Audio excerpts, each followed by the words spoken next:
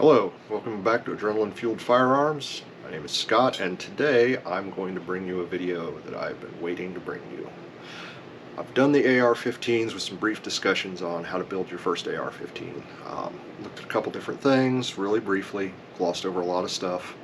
This is also going to be sort of brief and gloss over a lot of stuff because there is a ton of material here. But today what we're going to talk about is building an LR308 or AR10. Now, I say LR308 first because the first piece of data is the AR10 specifically refers to a pretty much obsolete design done by Armalite that never went widespread. So basically anything that will be getting built will be technically an LR308. Next fun bit. Unlike the AR-15, all of the specs for LR308 components are commercial specs. There is no mil-spec AR-10 LR308. It was never adopted by the military, and every single freaking piece you are going to find is going to be one of several specs owned, marketed, created, built, and sold by a different company. There are, I think, 3 common specs. Of course, the obsolete AR-10 by Armalite, the LR308 original spec, DPMS, and then there's a second DPMS, and then there's some other stuff. And by some other stuff, I mean like several other things.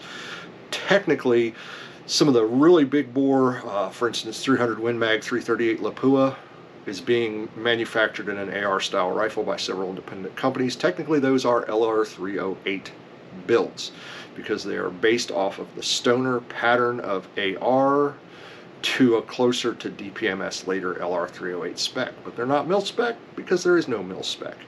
So there are some components that will cross over from your AR-15. There are some components that are exclusively LR308.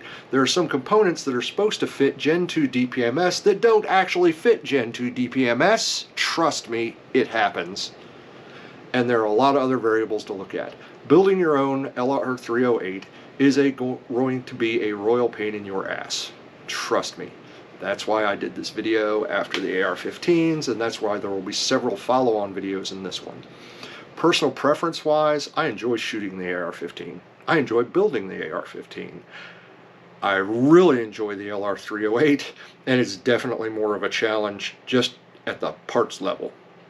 Before you even get into slapping one part to another and torquing it down to specifications in an actual build of the upper or lower or anything else, it becomes challenging because you're looking at a number of different calibers that are larger with a higher chamber pressure, typically overall, but not always, but typically have a higher chamber pressure.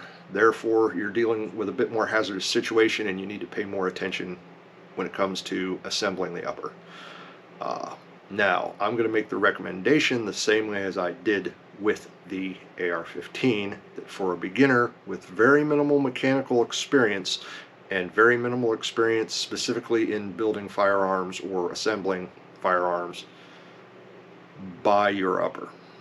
Now, that may not be the answer you want to hear, but part of the reason I go that way is not even necessarily for the build itself, but the expense of working with an LR308 is above and beyond an AR-15. I am pretty darn sure you cannot build an LR308 at $1,000 or under.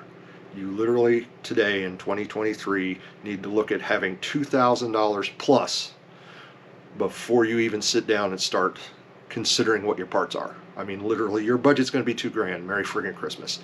Once again, I buy a lot of stuff from BCA. So, BCA was the manufacturer of this, which is my first LR308, which is in 308 caliber. It's a 24-inch barrel, 20-inch barrel, 22-inch barrel. I don't give a shit. I don't actually still shoot a lot. I enjoy the rifle, but it was my beginner. It was the intro. Merry Christmas. Like I said, I love building these things. I love shooting these things, but I love shooting the ones I build more than building the ones I shoot. No, that's confusing. I'm getting old and senile. I'm not going to confuse you too much more, but this turkey, even from BCA, where you can pick up an AR-15 in a bunch of different calibers right around the $300 price mark shipped, This is more around the $400 price mark shipped. Plus the fact, in my opinion, when you get into these larger calibers, you're looking at longer engagement ranges. This is not always so. There are 16-inch carbine 308 uppers. There are also flat earthers. Things happen. People have their own opinions. Merry Christmas. But to me, this is more a heavier rifle cartridge for a bit longer range, so you're going to end up with more money in your optics, if nothing else. That doesn't mean you're going to drop $1,000 into an optic unless you want to. But like I said, cost of that optic needs to be a consideration. You're not going to buy a $20 red dot and slap it on one of these and reach out and touch crap. You really want to look at going even beyond the low magnification 1 to whatever low magnification scopes I talked about with the AR-15. That is not to say that you can't have a lot of fun with, say for instance, the SIG 1 to 10 Tango MSR, which is a good optic. Don't get me wrong, I love my Tango MSR, but it's not going to be my recommendation for your very first LR308 build. I picked up this optic for, I think, around 150 bucks off of Amazon. Cheap ass optic. But again, it's an introductory. If you want to put a $1,700 loophole on top of a $350 BCA upper, hey man, polish that turd all day long. That's on you. But what I'm saying is that $2,000 price line gets you that $400 range shipped 6.5 Creed or 308 upper, depending on which route you personally choose to go. Get you a couple $100 optic from a reputable company. There are quite a few options in the $200 to $300 range that give you good magnification, 3 to 9 and beyond. This is a 4 to 12. I like it. I don't go too deep into glass, and I don't worry too much about glass personally because I wear glasses. So if I spend $3,000 on a friggin' top of the line optic, its beauty and glass clarity is mitigated by the fact that I've got these nasty scratched up glasses that I wear for a year or two before I change prescriptions because I'm a knuckle dragging moron. So I don't blow a ton of money on glass. That's a personal preference. It's something you need to research and you need to look at.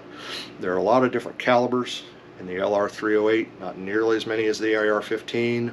Call it roughly a dozen relatively common calibers. But the biggest thing is when you're doing your research, you need to look at upper to lower mating. Off the bat, try to do the same company, like Aero Precision, Juggernaut Tactical, Yakety Schmackety, Woof Woof, Joe Bob's Outfitters, whoever you want to go with. Matter of fact, I don't even know if Joe Bob's Outfitters does LR308, so do your research. Don't listen to me sometimes because I'm a numbnuts. Put your money into your lower, put your money into your buffer. Recoil mitigation. I'll talk more about recoil mitigation components later. But do your research on your buffer setups because a buffer tube from an LR308 is the same. The buffer inside the tube is different from what an AR-15 uses. It'll not allow proper bolt travel. You will have problems. Lower kits are not the same for AR-15 and LR308. They are different.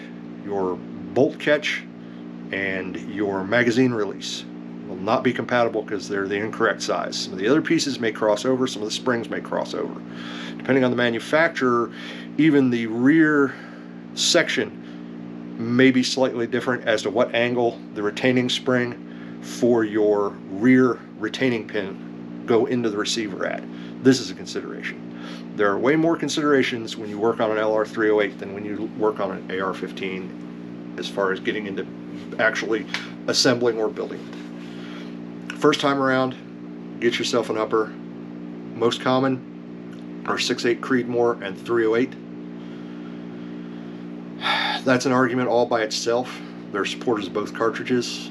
I am not so insecure in my manhood that I need something that kicks like a mule in order to be happy, so I'm totally happy with 6.5 Creedmoor. However, the 308's a venerable cartridge, and